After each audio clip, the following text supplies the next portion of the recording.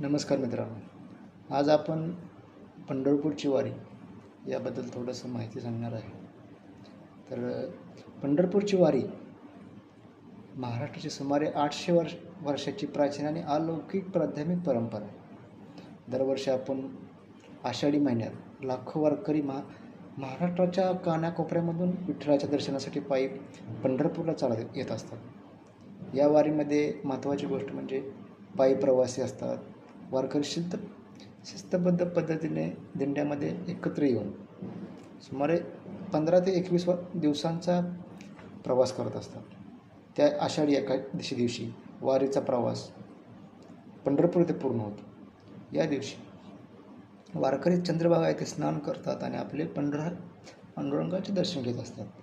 त्यामध्ये सामाजिक समता, वारीमध्ये जात, लिंग, धर्म किंवा श्रीमंत असो किंवा गरीब असो कोणताही भेदभाव होत नाही. या सर्व वारकरी एकमेकांना माऊली माऊली माऊली म्हणून हाक मारतात आणि आपली वारी सुखद करतात.